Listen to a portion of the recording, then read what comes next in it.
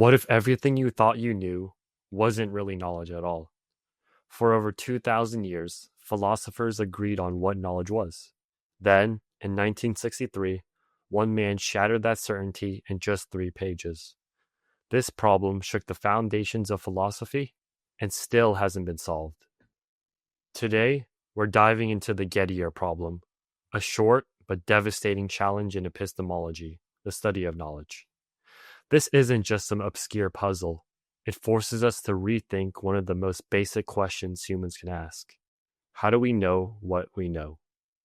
Stick with me, because once you see it, you'll never look at knowledge the same way again. For centuries, philosophers defined knowledge as justified true belief. If you believe something, you have good reasons for it, and it turns out to be true, congratulations, you've got knowledge.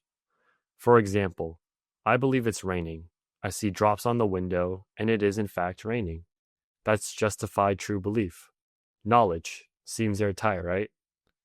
But then Edmund Gettier came along in 1963 in a tiny paper, only a few pages long. He showed that this definition might not actually work. Here's a version of one of his cases. Imagine you're looking at a clock. It says 2 p.m. and you form the belief it's 2 p.m. That belief is true. It really is 2 p.m. You're justified after all. Checking a clock is usually reliable. But here's the twist. The clock has been broken for days.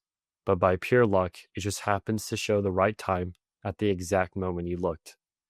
Do you really know it's 2 p.m. or did you just get lucky? Gettier's point is that justified true belief can still fail. You can tick all the boxes, belief, justification, and truth. And yet, what you have isn't really knowledge. It's just coincidence. And this isn't just about clocks. Imagine you believe your friend owns a Ford because you saw them driving one yesterday. Turns out that car was a rental. But by sheer chance, your friend really does own a Ford today. Your belief is true, justified, but it feels wrong to call it knowledge. This breaks the neat definition that survived for over 2,000 years. And here's the kicker. No one has fixed it. Philosophers have tried for decades to patch the definition, adding extra conditions like no false steps or reliable methods. But every new attempt runs into another Gettier-style counterexample.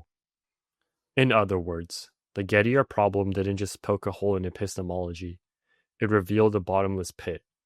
To this day, we don't have a universally agreed answer to the question, what is knowledge? So next time you say I know, realize you're standing on shaky ground. Maybe you know, maybe you don't, and maybe no one can fully pin down the difference. That's the power of philosophy. A 3-page paper can make us rethink something as basic as knowing.